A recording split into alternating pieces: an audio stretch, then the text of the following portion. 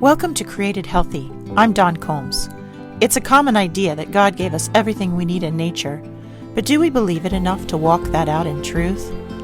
Often the very same people who say this go looking for answers on how to use food and medicine from man-made sources. Everything man creates comes with a user's manual. Why would God be any different?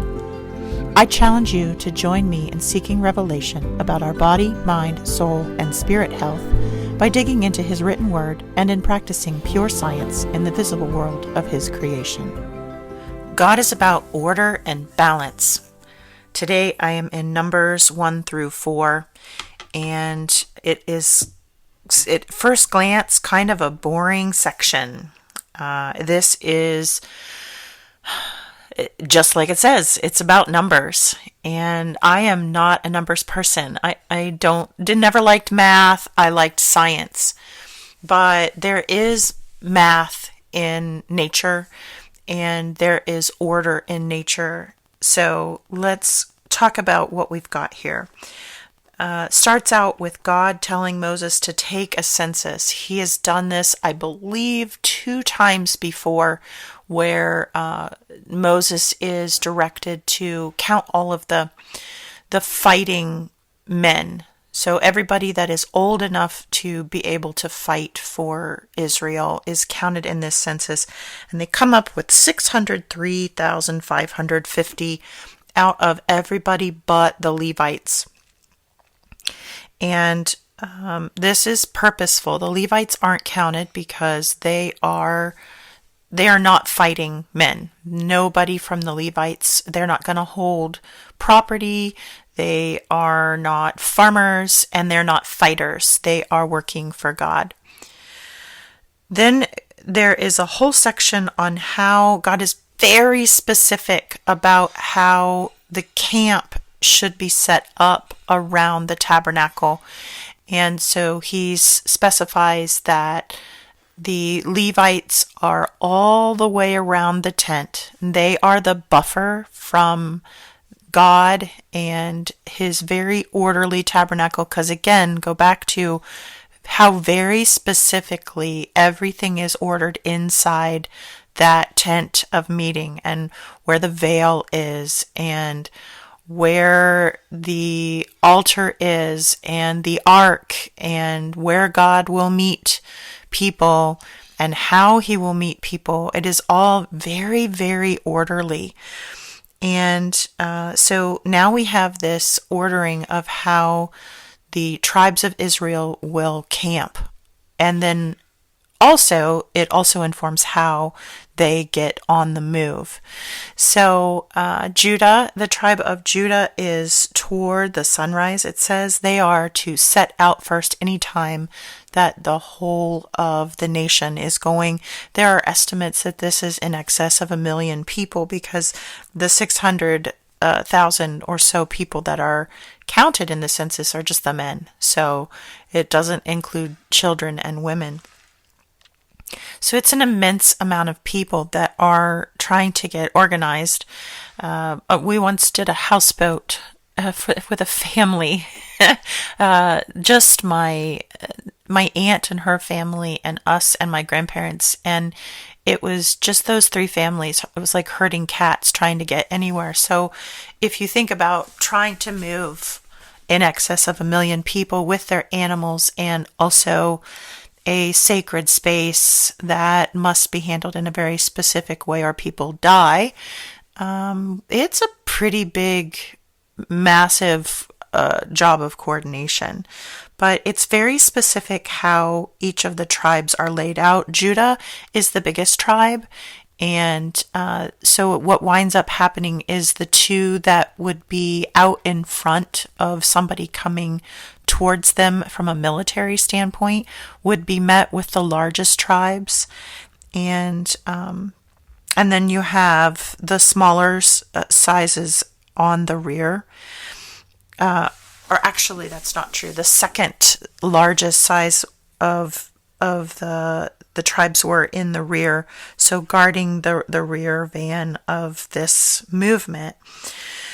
God tells Moses that there must be balance for the loss of the firstborn in Egypt, which is interesting that he is valuing the lives of the Egyptians that aren't his people, and there must be balance for that life that was taken, that innocent life that was taken. And for that, he says, all the firstborn were claimed in Egypt and they were killed, and that means all the firstborn in Israel is mine. And that was the original intent. But now here he's saying, number all of the Levites, and I need to know that there's an equal number of firstborn within the tribe of Israel, and I am going to take that same amount of Levites in payment, and they will be my people. So they will be the balancing force here of the loss of life, and the payment that was made is in sanctifying and consecrating the Levite tribe for my servants, for people that will provide buffer for my tabernacle. And as it goes on in the rest of these chapters, it then takes every tribe underneath, or every group underneath the tribe of Levite, and they each have a different job. They carry a different portion of the tabernacle. Some of them carry the altar. Some of them actually carry the ark. Some are in charge of the veil and the tent hangings, and everything is split up. So every single person has a purpose. And I think when we look at this from our 30,000 foot view far away from it, what we should take is that nothing that God plans is chaos. And I once talked to some folks. I came to the conclusion a long time ago that the reason why we cannot have easy conversations often with people who are in the Western medical system is that many people are looking at the world as if it is chaos. They look at nature as if it is chaos. And they look at the human body as if it is chaos. That is not what we know about God. So when we talk to somebody who is healing the body and understands that, has a root and a foundation in God's truth, they know that God doesn't do chaos. God does order and balance and purpose. There is nothing that is created. There is nothing that is in the environment, and there is nothing that's in the human body that isn't there for a purpose.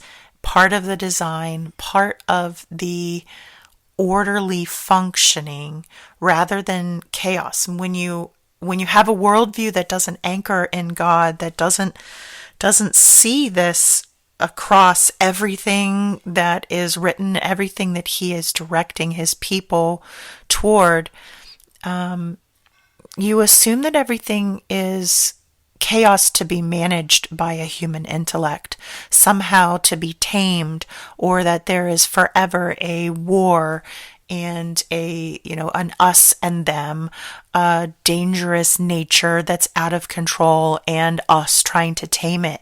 And this is where we get into a lot of trouble. So here, something very simple that seems so boring and lost in detail that no longer affects us whatsoever, we see that God is very, very orderly from the outskirts of how his tribes are camping around the inner sanctum, which is ordered smaller and smaller and smaller until his space that is within is protected and he can walk with his people. In looking at how this camp gets set up, there is so much to find. If you start pulling at this particular thread, you will find those who believe that the way that God ordered these camps actually creates the design of a cross and even sort of gives that preview of Jesus making the ultimate sacrifice on the cross much further from this time in history. It's an interesting thought. There are people who agree and people who don't. There are many who believe that the purpose here is for military protection and precision in marching.